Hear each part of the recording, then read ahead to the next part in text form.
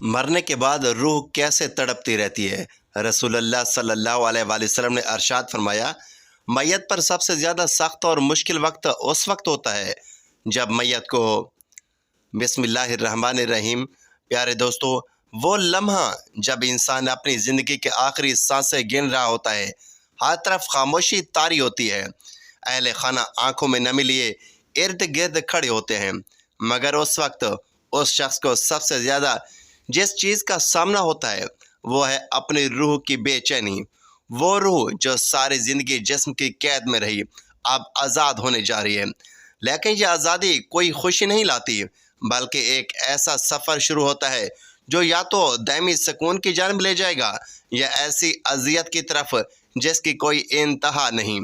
روح جب جسم سے جدا ہوتی ہے تو سب سے پہلے ایک جھٹکا محسوس ہوتا ہے، ایک سناٹا، ایک سسکی، جیسے کوئی اندر ہی اندر ٹوٹ رہا ہو۔ اور جب فرشتہ موت اس روح کو کھینچتا ہے تو اگر وہ روح نیک ہو تو یوں نکلتی ہے جیسے پانی مشق سے بہتا ہے، مگر اس بدکار گناہوں میں لت پت ہو، اللہ کے احکامات کو ٹھکرا چکی ہو، نمازیں چھوڑ چکی ہو، ماں باپ کی نافرمان ہو، انسانوں کے حقوق پامال کر چکی ہو، زنا، جھوٹ، سود، دھوکہ دہی، چغل، حسد اور تکبر میں ڈوبی ہو، تو پھر وہ روح یوں کھینچی جاتی ہے جیسے کانٹوں بھرے کپڑے کو خاردار جھاڑی میں سے زبردستی کھینچا جائے۔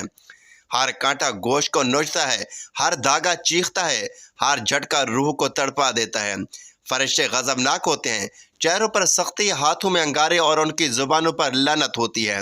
وہ روح کو کھینچ کر لے جاتے ہیں اور آسمان کی جانب لے جاتے ہیں، مگر پہلا آسمان بھی اسے قبول نہیں کرتا، اس پر لعن طعن کی جاتی ہے، دروازے بند کر دیے جاتے ہیں، اسے واپس زمین پر پھینک دیا جاتا ہے اور قبر میں دھکیل دیا جاتا ہے۔ قبر میں اس کے لیے زمین کو تنگ کر دیا جاتا ہے، پسلیاں ایک دوسرے میں پیوست ہو جاتی ہیں، اندھیرا، تنہائی، سانپ، بچھو، آگ، چیخیں، عذاب اور پھر منکر نکیر کا وہ سوال جس کا جواب زبان پر نہیں آتا، کیونکہ ساری زندگی اس زبان سے جھوٹ بولا، غیبت کی، ناپ تول میں کمی کی، سچ کا ساتھ نہ دیا، اور پھر روح تڑپتی ہے، بلکتی ہے، چیختی ہے کہ کاش میں دنیا میں پلٹ جاؤں، سجدہ کر لوں، ماں کے قدموں کو چوم لوں، یتیم کا سہارا بن جاؤں، کسی غریب کو کھانا کھلا دوں، مگر اب سب دیر ہو چکی ہے، نہ اب وقت ملے گا، نہ توبہ کا دروازہ کھلے گا، نہ معافی کا موقع ملے گا۔ روح کو قبر کے عذاب میں تڑپایا جاتا ہے، ایک لمحہ ہزار برس کی اذیت جیسا ہوتا ہے، ہر دن قیامت کا منظر پیش کرتا ہے، اور پھر جب قیامت آئے گی تو یہی روح دوبارہ جسم میں لوٹائی جائے گی، اور پھر ایک اور حساب ہوگا۔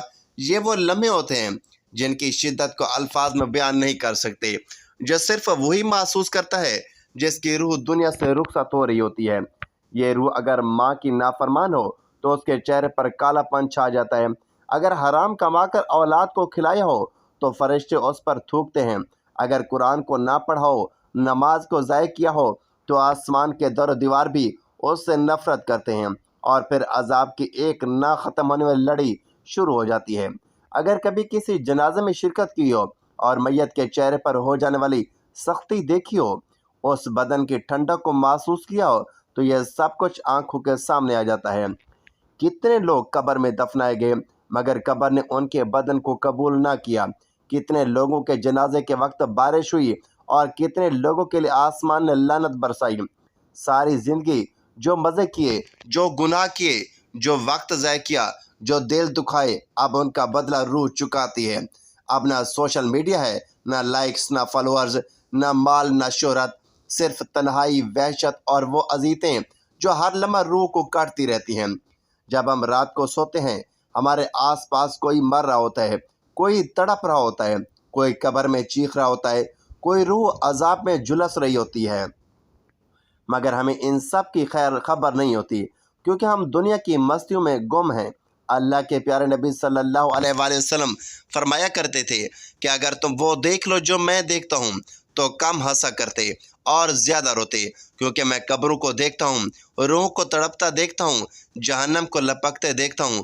تو اے انسان، ابھی وقت ہے، سجدہ کر لے، توبہ کر لے، دل سے رب کو پکار لے، لوگوں کو معاف کر دے، اپنی غلطیوں پر آنسو بہا لے، ورنہ ایک دن تیری بھی روح نکلے گی، اور اگر وہ وقت بدترین حالت میں آیا تو تیری روح بھی تڑپتی رہے گی، سسکتی رہے گی، جلتی رہے گی، اور اس وقت صرف وہی کام آئیں گے جو تو نے رب کے لیے کیے ہوں گے۔ مرنے کے بعد روح کو جو درد، جو اذیت، جو تنہائی، جو بے بسی کا سامنا ہوتا ہے، وہ دنیا کی کسی تکلیف سے 1000 گنا بڑھ کر ہوتا ہے۔ اس لیے خود کو بچا لے، سنبھل جا کہ کہیں دیر نہ ہو جائے۔ محترم ناظرین، انسان اپنی زندگی میں بہت سے کام محض اپنی لذت یا خواہش کو پورا کرنے کے لیے کرتا ہے، جس کی وجہ سے یا تو اس کا پیسہ برباد ہوتا ہے یا اس کی صحت برباد ہوتی ہے۔ موت کو یاد رکھنے والے کی خواہشات کم ہوتی ہیں۔ اس کے بارے میں نبی پاک صلی اللہ علیہ وآلہ وسلم نے ارشاد فرمایا، لذتوں کو ختم کرنے والی موت کو کثرت سے یاد کیا کرو۔ بارگاہ رسالت میں عرض کی گئی، کون سا مومن زیادہ عقل مند ہے؟ ارشاد فرمایا، موت کو کثرت سے یاد کرنے والے اور موت کے بعد کے لیے اچھی تیاری کرنے والے، یہی لوگ زیادہ سمجھدار ہیں۔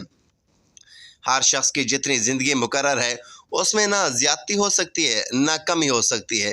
جب زندگی کا وقت پورا ہو جاتا ہے تو اس وقت حضرت اسرائیل علیہ السلام روح قبض کرنے کے لیے آتے ہیں، اور اس شخص کے دائیں بائیں جہاں تک نگاہ کام کرتی ہے فرشتے دکھائی دیتے ہیں۔ مسلمان کے آس پاس رحمت کے فرشتے ہوتے ہیں اور کافر کے دائیں بائیں عذاب کے۔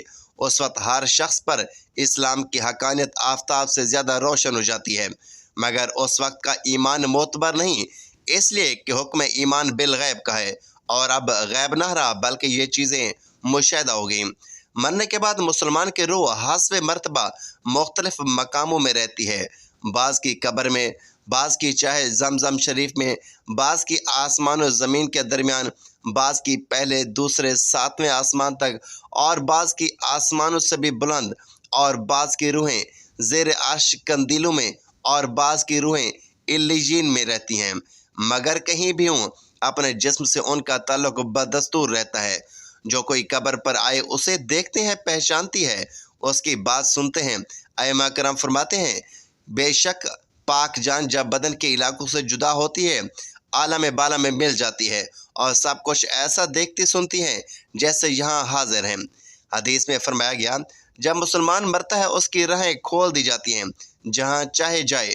مردہ کلام بھی کرتا ہے، اور اس کے کلام کو جن اور اس کے سوا تمام حیوانات وغیرہ سنتے بھی ہیں۔ جب مردے کو قبر میں دفن کرتے ہیں اس وقت اس کو قبر دباتی ہے۔ اگر وہ مسلمان ہے تو اس کا دبانا ایسا ہوتا ہے کہ جیسے ماں پیار میں اپنے بچوں کو زور سے چمٹا لیتی ہے، اور اگر کافر ہے تو اس کو اس زور سے دباتی ہے کہ ادھر کی پسلیں ادھر اور ادھر کی پسلیں ادھر ہو جاتی ہیں۔ جب دفن کرنے والے دفن کر کے وہاں سے چلے جاتے ہیں، وہ ان کے جوتوں کی آواز کو سنتا ہے۔ اس وقت اس کے پاس 2 فرشتے اپنے دانتوں سے زمین کو چیرتے ہوئے آتے ہیں، اور نہایت سختی کے ساتھ کرخت آواز میں سوال کرتے ہیں۔ پہلا سوال، تیرا رب کون ہے؟ دوسرا سوال، تیرا دین کیا ہے؟ تیسرا سوال، ان کے بارے میں تو کیا کہتا ہے؟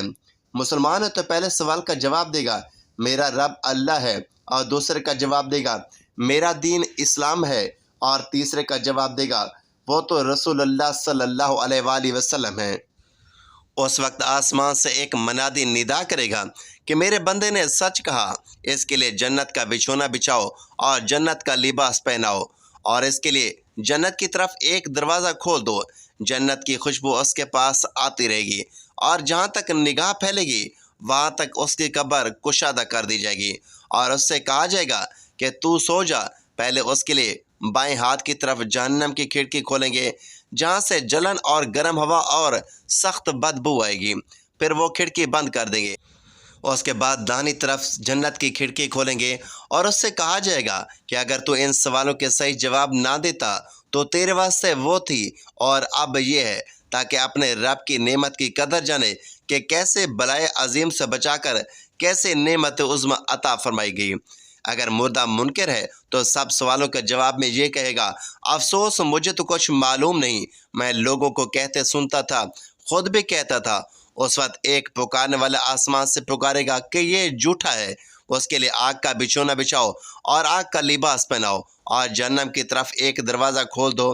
اس کی گرمی اور لپیٹ اس کو پہنچے گی، اور اس پر عذاب دینے کے لیے 2 فرشتے مقرر ہوں گے جو اندھے اور بہرے ہوں گے ان کے ساتھ لوہے کا گرس ہوگا کہ پہاڑ پر اگر مارا جائے تو خاک ہو جائے، اس ہتھوڑے سے اس کو مارتے رہیں گے۔ سانپ اور بچھو سے عذاب پہنچاتے رہیں گے۔ اعمال اپنی مناسب شکل پر متشکل ہو کر کتا یا بھیڑیا یا اور شکل کے بن کر اس کو ایذا پہنچائیں گے، اور نیکوں کے اعمال مقبول و محبوب صورت پر متشکل ہو کر سامنے آئیں گے۔ نبی اکرم صلی اللہ علیہ وآلہ وسلم نے ارشاد فرمایا، موت کو کثرت سے یاد کیا کرو کیونکہ وہ گناہوں کو ذیل کرتی ہے اور دنیا سے بے رغبتی پیدا کرتی ہے۔ سیدنا حسن بصری رحمۃ اللہ علیہ فرماتے ہیں، جس نے موت کی یاد دل میں بسا لی تو دنیا کی ساری مصیبتیں اس پر آسان ہو جائیں گی۔ ایک خاتون نے ام المومنین حضرت عائشہ صدیقہ رضی اللہ تعالیٰ عنہ کی بارگاہ میں دل کی سختی کی شکایت کی تو آپ نے فرمایا، موت کو کثرت سے یاد کیا کرو، تمہارا دل نرم ہو جائے گا۔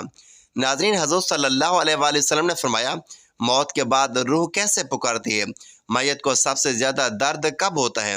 مرنے کے بعد کا منظر کیسا ہوتا ہے؟ یہ سب کو جانیے اس ویڈیو میں۔ حضرت زید سے روایت ہے کہ نبی کریم صلی اللہ علیہ وآلہ وسلم نے فرمایا کہ میت پر سب سے زیادہ سخت حالت اس وقت ہوتی ہے جب کہ غسل دینے والا اس کو نہلانے کے لیے آتا ہے، اس کی انگلی سے انگوٹھی اتارتا ہے، جسم سے لباس اتارتا ہے، سر سے امامہ جدا کرتا ہے، اس کی روح بے چین ہو کر فریاد کرتی ہے، جس کی آواز جن و انس کے سوا سب سنتے ہیں، اور کہتی ہے، اے نہلانے والے، تجھ کو خدا کی قسم میرے کپڑے بہت نرمی سے اتارو، کیونکہ مالک الموت کے پنجے کی تکلیف سے مجھے پورے طور پر ابھی آرام نہیں ملا۔ پھر جب اس کو تختے پر لٹا کر اس پر پانی ڈالا جاتا ہے تو روح چلاتی ہے، اے نہلانے والے، خدا کے واسطے میرے جسم کو کنواں سے ہاتھ نہ لگا، کیونکہ وہ جان کنی کی سختی سے زخمی اور چور چور ہو رہا ہے۔ پھر جب نہلا کر اس کو کفناتے ہیں اور پاؤں کی طرف سے باندھ دیتے ہیں تو روح کہتی ہے، اے غسل دینے والے، خدا کے لیے ابھی سر کی طرف سے میرے کفن میں گرا نہ لگانا، تاکہ میرے بیوی بچے اور تمام رشتہ دار دنیا میں آخری بار میری صورت دیکھ لیں، کیونکہ آج میں ان سے بچھڑ رہا ہوں اور اب قیامت تک یہ میری صورت نہیں دیکھیں گے۔ پھر جب اس کا جنازہ تیار کر کے گھر سے باہر نکالا جاتا ہے تو روح پکارتی ہے، اے جنازہ اٹھانے والوں، خدا کے واسطے ابھی جلدی نہ کرنا، تاکہ میں اپنے بال بچوں اور عزیز و اقارب سے رخصت ہو لوں۔ آج جنازہ اٹھانے والوں میں اپنی اولاد کو، آج یتیم اور بیوی کو بیوہ چھوڑے جاتا ہوں۔